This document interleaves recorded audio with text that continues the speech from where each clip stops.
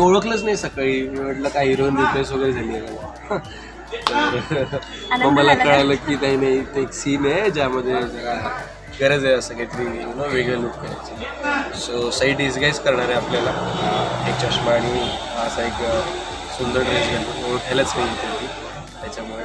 So सांग तुझ्या look बाबतीत काहीतरी सांग. छान दिसते असे म्हणजे कौतुकच आहे त्या पोरीचं की सुरुवातीला ड्रेस घालायचे तेव्हा पण छान दिसायची, साडीमध्ये पण छान दिसायची, आता हे चष्मा वगैरे घालून पण नर्ड लुकमध्ये पण ती छानच दिसते. कौतुक आहे, छान दिसते. सो हा बेसिकली आज हा लुक यासाठी आहे की सई ही सई आहे अशी वाटायला नको म्हणून थोडा लुक चेंज केला थोडासा की जो की आज हा कॉस्ट्यूम दिला आहे, चष्मा दिला आहे आणि बेसिकली माझ्या फेसवर मला एक छोटासा ती आहे जो नेहमी हाईड केलेला असतो जो आज दाखवला आहे तो तिथे आणखी रिमार्क केला आहे. काय कमाल काहीतरी सुरू आहे आता. फायनली लग्नानंतर त्या दोघांना एक निवांत वेळ मिळाला एकत्र.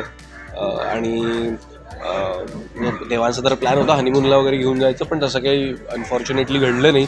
मग शेवटी त्याने एक सरप्राईज डेट प्लॅन केली सईन करता आणि आता डेटला गेले, छान तिकडे मज्जा केली, प्रपोज वगैरे केलं, डान्स केला, सगळं झालं आणि आता काय शेवटी सगळं गणले कार्यक्रम आणि किडनॅप केलंय देवांशला कोणीतरी.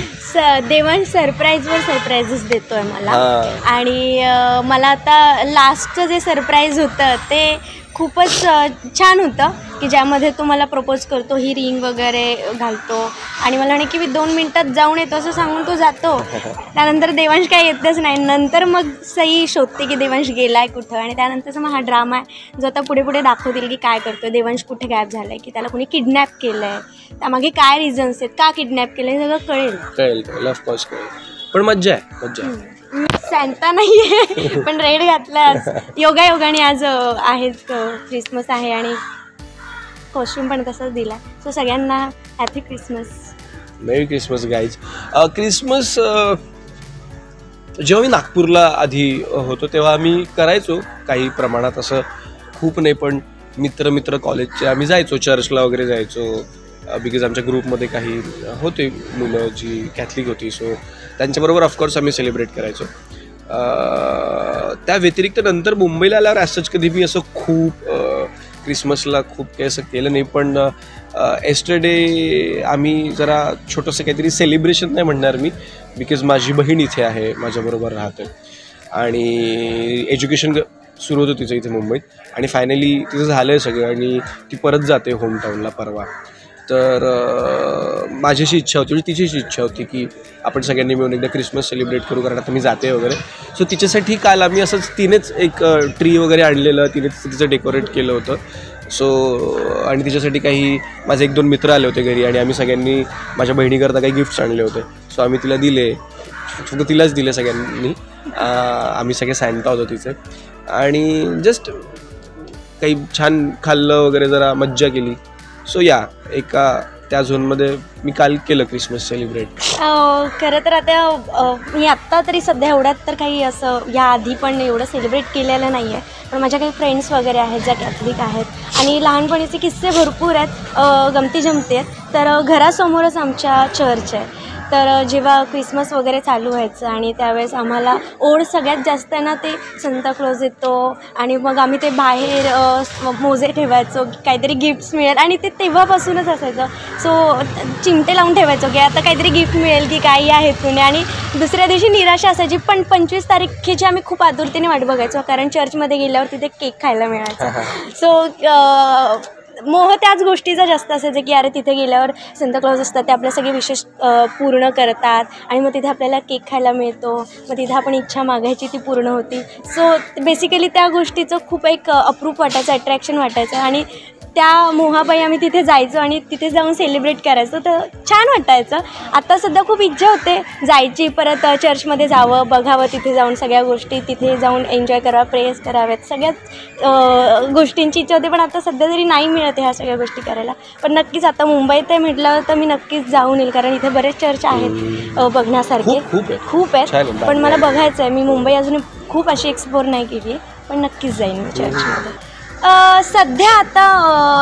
सध्या तरी खूप चालू आहे डे नाईट्स सिक्वेन्स वगैरे, कारण बऱ्याचदा आता आमचे जे प्रपोज वगैरे जिथे देवांश करतो किंवा डेटला घेऊन जातो हे सगळं नाईट सिक्वेन्स होता आणि त्यामुळे आमच्या नाईट शिफ्ट चालू होत्या. मग त्यानंतर कट टू परत डेमधले पण काही सीन असायचे एक्सटेरियरचे, तर ते पण करायचे. सायमल्टेनियसली या दोन्ही गोष्टी चालू होत्या की डे नाईट. तर त्यामुळे नाईटला जास्त मजा यायची, कारण थंडी वगैरे खूप जाणवते आणि वातावरण छान असतं, सगळे बसलेले असतात. ओव्हरऑल की जी सगळी डेकोरेशन केलेलं असतं की आत्ता रिसेंटली आम्ही जे डेटसाठी डेकोरेशन केलं होतं आमच्या इथे, ते छान बघून असं छान वाटतं. पण हाल खूप होतात, त्रास पण भरपूर होते की डे नाईट शूट करायचं आहे.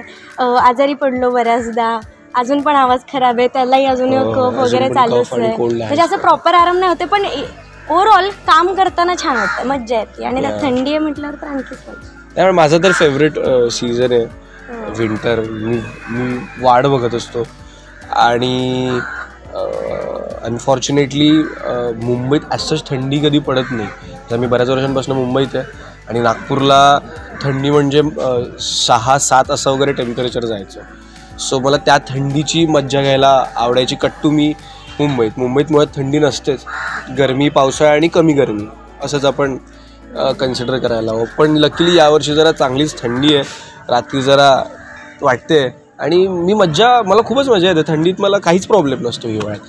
कफ आणि कोल्ड वगैरे जरा होतो बिकॉज ऑफ ट्रॅव्हलिंग आणि वेगवेगळं फूड आणि ह्या सगळ्या पाणी वगैरे थोडं चेंज झालं की.